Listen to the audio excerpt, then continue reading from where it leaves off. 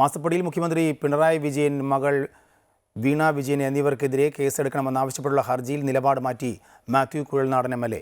Vigilance അന്വേഷണത്തിന് ഉത്തരവിടണമെന്ന മുൻ ആവശ്യത്തിൽ നിന്നാണ് മാത്യു പിന്മാറിയത്. കോടതി നേരിട്ട് അന്വേഷിച്ചാലും മതിയെന്നാണ് മാത്യു കുഴൽനാടൻ ഇന്ന് കോടതിയെ അറിയിച്ചത്. വിജിലൻസ് അന്വേഷിക്കണമെന്നാവശ്യപ്പെട്ട് സമർപ്പിച്ച ഹർജിയിൽ ഇന്ന് വിധി പറയാനിരിക്കെയാണ് മാത്യു കുഴൽനാടൻ എം.എൽ.എയുടെ നിലപാട് മാറ്റം. കേസിൽ കോടതിയുടെ നേരിട്ടുള്ള അന്വേഷണം മതിയെന്നാണ് കുഴൽനാടന്റെ അഭിഭാഷകൻ കോടതിയെ അറിയിച്ചത്. എന്നാൽ ഏതെങ്കിലും ഒന്നിൽ ഉറച്ചു നിൽക്കാനായിരുന്നു കോടതിയുടെ മറുപടി. ഈ നിലപാട് മാറ്റത്തിലൂടെ ഹർജി രാഷ്ട്രീയ പ്രേരിതമാണെന്ന് വ്യക്തമായെന്നും ഹർജി തള്ളണമെന്നും വിജിലൻസ് പ്രോസിക്യൂട്ടർ ആവശ്യപ്പെട്ടു.